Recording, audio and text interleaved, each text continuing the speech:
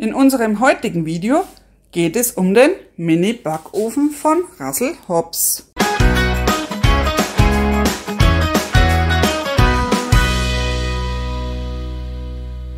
Herzlich willkommen beim Testeck, ihr lieben Schnäppchenjäger, Couponsucher und Testberichtleser. Heute stelle ich euch einmal den Russell Hobbs Mini-Backofen vor. Den habe ich über die Konsumgöttinnen bekommen. Kostet laut Amazon 99,99 €. Es ist ein kleiner Mini-Backofen. Die genauen Maße blende ich euch ein oder schreibe sie euch in die Artikelbeschreibung. Jetzt möchte ich euch das mal kurz zeigen.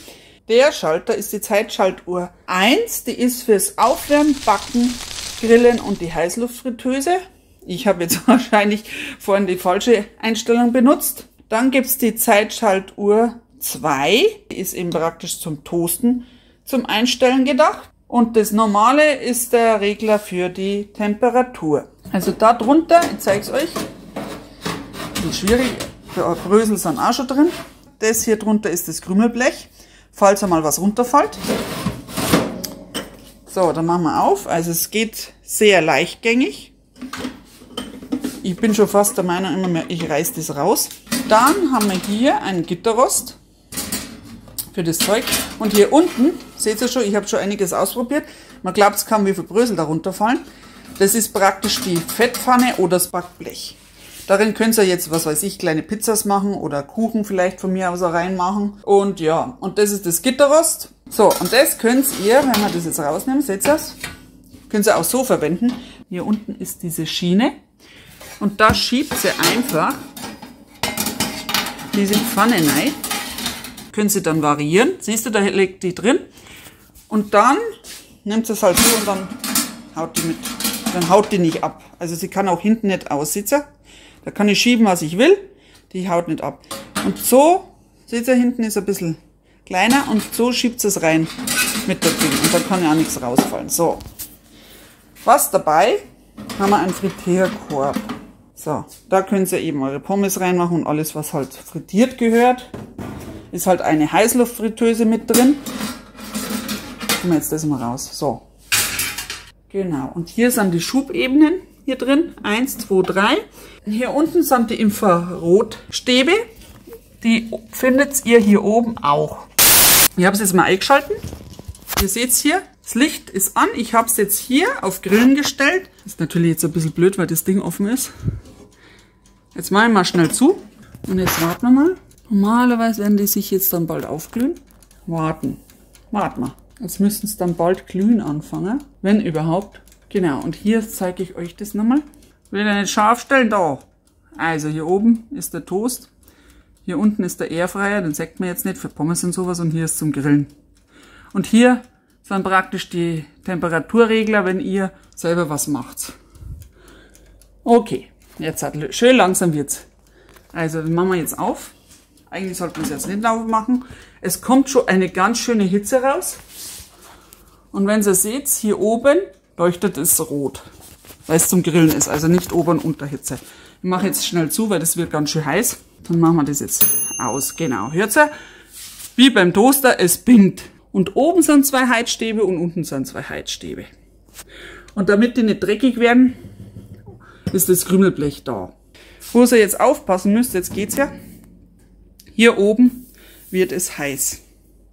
Und auch die ersten Fingerdappler sagt man, es ist auch hier ist ein Dampfauslass und hier genau dasselbe auf der Seite.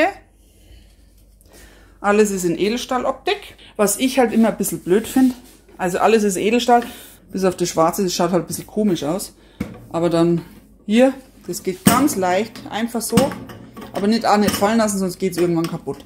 Und nach den wenigen Machen, was ich jetzt gesehen habe, sind jetzt hier schon überall Krümel. Das ist Wahnsinn. Glaubt man kaum. Und jetzt sehe ich auch hier schon, wenn ich jetzt das so anschaue, nee, das geht schon weg, sind dazwischen drin schon kleine Bröckerl. Das werde ich jetzt nachher nochmal sauber machen und dann schauen wir uns das dann an. So, und ich mache euch jetzt einen kleinen Toast. Ich werde den Toast jetzt erst toasten. Ich habe mir jetzt einen tiefgefrorenen Toast geholt. Das machen wir immer schon so. Einfrieren, weil die werden immer ziemlich schnell schlecht bei uns, wenn es zu warm wird. Den nehme ich dann mit. Dann machen wir hier den Toast auf. Jetzt lege ich mir den schnell auf Zeiten. Tu dieses Fünkchen rein. Ich würde jetzt sagen, tun das jetzt in die Mitte. So. Dann legen wir uns den Toast mittig rein. Jetzt kann ich es natürlich so schieben. So. Dann stellen wir ein. Da steht immer drin, egal, entweder mit dem Uhrzeigersinn oder gegen den Uhrzeigersinn, ist scheißegal. Also hier nochmal Toast-Einstellung. Hier unten schauen. Hier gibt es dann hell, mittelbraun, sehr braun. Also ich würde euch raten, erst einmal dieses mittelbraune einzustellen. So, eine. So, dann liegen es drin. Es tickert schön vor sich hin. Das geht jetzt relativ schnell. Und dann tickert das. Dann werden die Schienen, müssten oben und unten eigentlich warm werden. Dann aufpassen, wenn Sie das Gitter rausnimmt, immer an den Ofenhandschuh denken. Also bei meinem ganz alten oder bei der Oma ihren alten, gab es so einen Griff zum Rausheben. Den hat man da reingesteckt und hat es rausgehoben. Den gibt es nicht mehr, da hat man auch nicht so viel Platz gehabt, aber seht ihr, hier ist unten und oben. Meine Frage ist natürlich, ob ich das Blech ja unbedingt da drunter haben muss. Jetzt versuche ich mal das mit einer Hand zu binden. Jetzt habe ich ein bisschen angetaut und jetzt drehe ich es nochmal um, weil ich festgestellt habe, dass die unten dann ziemlich manchig sind, wenn sie eingefroren waren. Also am besten zweimal umdrehen, deswegen würde ich wahrscheinlich mal annehmen, dass das ohne Blech gedacht ist. Dann machen wir wieder zu. Aber seht ihr, wenn ich es nicht gescheit nehme, haut es zu und das soll ja eigentlich nicht sein. So, dann machen wir es nochmal ein. Wie lange dauert das jetzt ungefähr, wenn ich es an meiner Zeitschaltuhr anschaue? Oder an meiner Uhr jetzt vom Handy? 20 Sekunden haben wir schon. 30. Na, 40 Sekunden sind wir schon. Okay, ich gehe jetzt davon aus, die erste Stufe dauert ungefähr 1 Minute und die zweite Stufe wird wahrscheinlich 2 Minuten dauern. Pinkt schon wieder, machen wir auf. Ja, ganz schön heiß. Also vorsichtig. Sehr gut. Es ist weich, es ist durch. Also wer auf weichen Toast steht, nach 1 Minute ist es aufgetaut.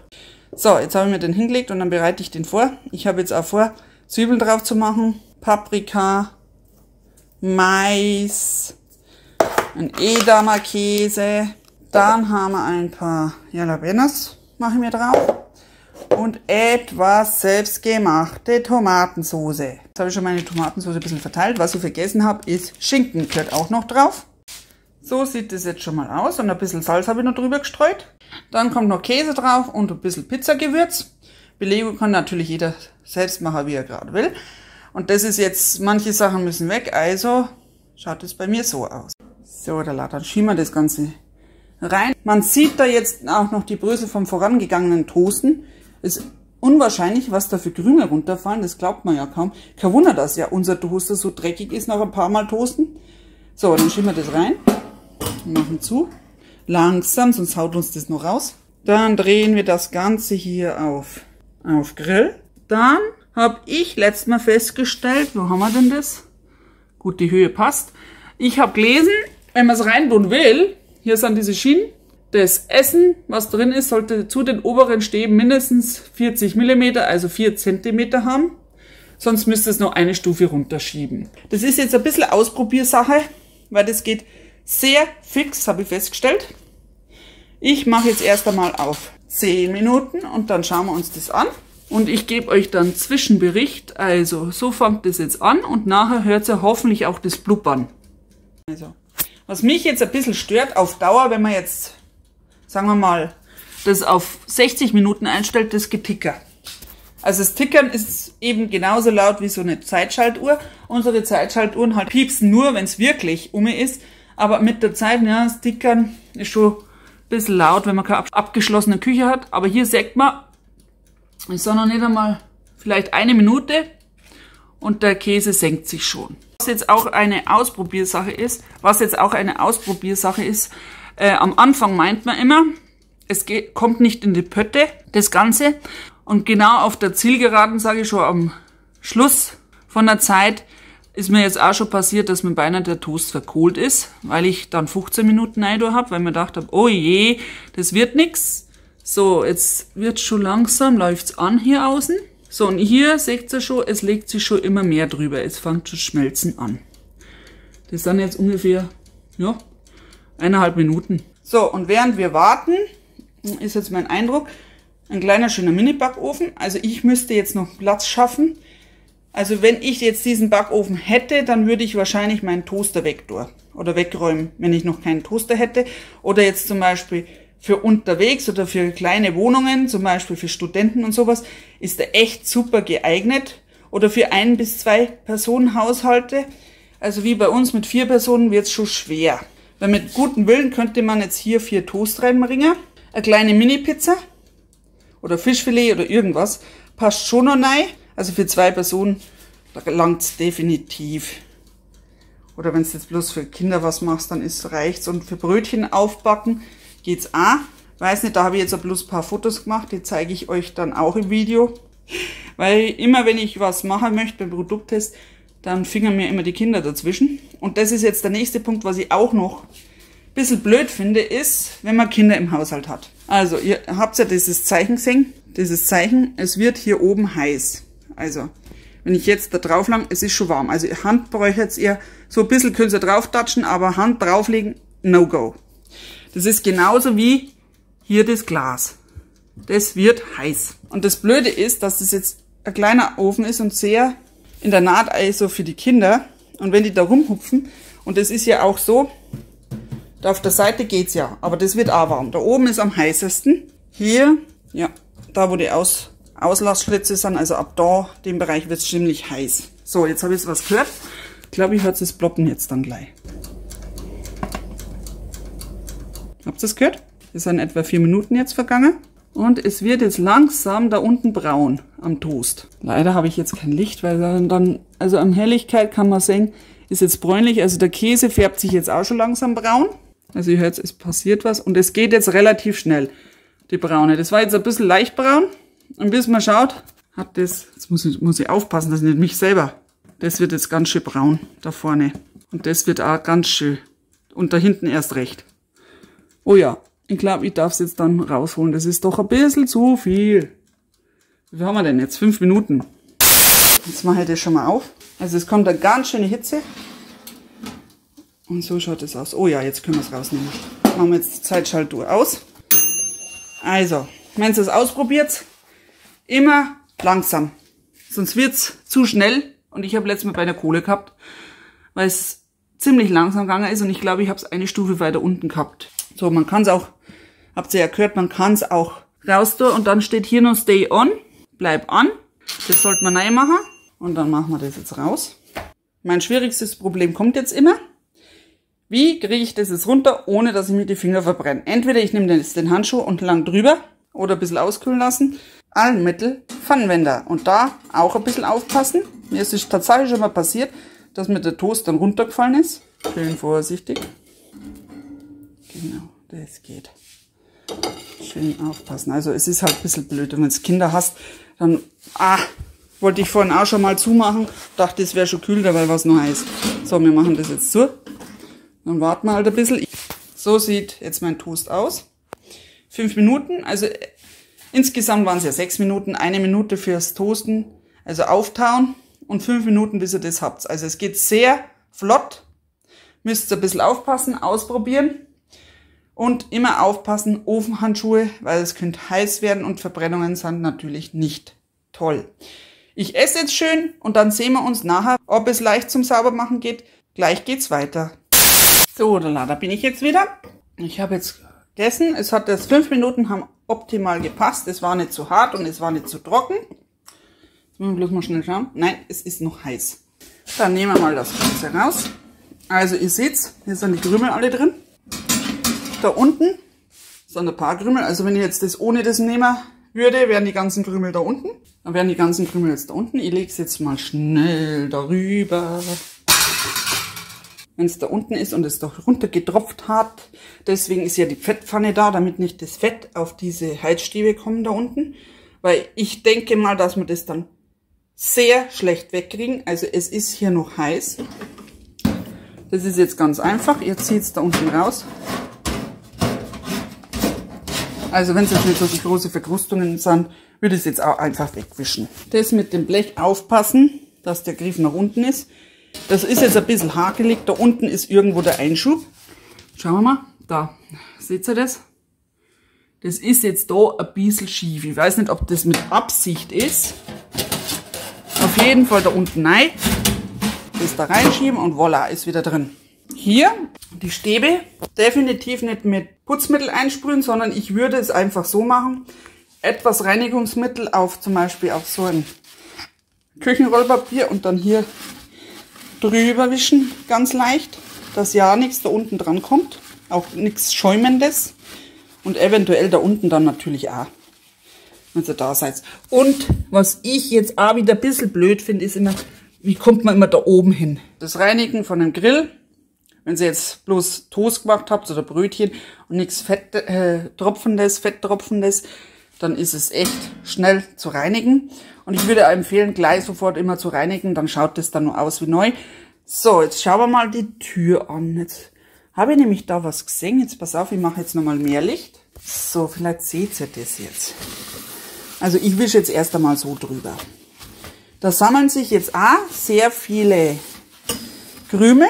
Der Gummi, der zieht die irgendwie magisch an. Die kleben ja direkt da drauf. Abwischen. Hier auch. Ich habe es jetzt ein paar Mal benutzt und man sieht jetzt hier, also man sieht es unscharf, aber man sieht, hier ist ein Krümel drin. Genau, jetzt funktioniert es. Und zwischen der Glasscheibe und dem da ist hier ein kleiner Spalt. Da kommt sie mit so Küchenrolle gut rein. Und jetzt sind meine Krümelchen draußen. Man sieht nichts mehr. Also am besten so eine Küchenrolle nehmen und in dem Schlitz hier sauber machen. Also sie bleiben Gott sei Dank nicht wie im anderen Backofen, im großen Backofen unten liegen und du kommst nicht mehr rein, außer du baust es auseinander. Da einfach reinwischen, am besten vielleicht so ein kleines Bürstchen, ein weiches. Dann passt es. Und jetzt nach dem Abkühlen, ja, ist es immer noch warm und da ist heiß. Also auf jeden Fall an ein Blatt stellen, wo Kinderhände nicht drankommen. So gefällt mir das insgesamt. Es ist eben für 4 Personen ist ein bisschen knapp, also zum Brötchen aufbacken, wie ich schon gesagt habe. Und so Kleinigkeiten zu machen, ist es ideal. Wenn man bloß 1 oder 2 Personen ist es erst recht ideal. Weil erstens mal braucht man dann diesen Ofen. Ich sehe schon wieder, der muss jetzt geputzt werden. Braucht man dann diesen Ofen nicht einschalten, wenn man vielleicht bloß, wie ich, so eine Toastscheibe machen will. Da reicht der vollkommen aus. Ich finde, das ist leicht zu bedienen. Also Toasten, Airfryer und Grill. Hier ausprobieren, klein starten, je nachdem, paar Probestarts und je öfters ihr das verwendet, desto schneller kommt sie rein und desto schneller könnt ihr das Zeug zubereiten. Und immer darauf achten, Ofenhandschuh nicht vergessen. Genau, und den Korb wollte ich euch auch noch zeigen, so schaut der aus. Ich habe aber ein Foto gemacht von die Pommes, das tue ich euch auch ins Video reinschneiden. Da ist mir das ein bisschen nicht gelungen. Beim Pommes zubereiten habe ich das in die mittlere Schiene getan und das da oben mit dem Pfännchen nach unten. Aber bitte immer mit die Pommes wenden. Ich hatte die Pommes, es war hier total alles bedeckt, hatte ich jetzt 40 Minuten drin. Mit meinem anderen Airfryer brauche ich ungefähr 20 Minuten. Das habe ich jetzt festgestellt. Es kann aber auch ein Anwendungsfehler sein. Und die obere Schicht war schön knusprig schon, so braun, und innen drin waren sie lätschig. Dann habe ich welche runtergemacht, die schon fertig waren, dann nochmal umgedreht, drin gelassen und es waren wieder welche dabei, die lätschig waren. Also nicht ganz durch.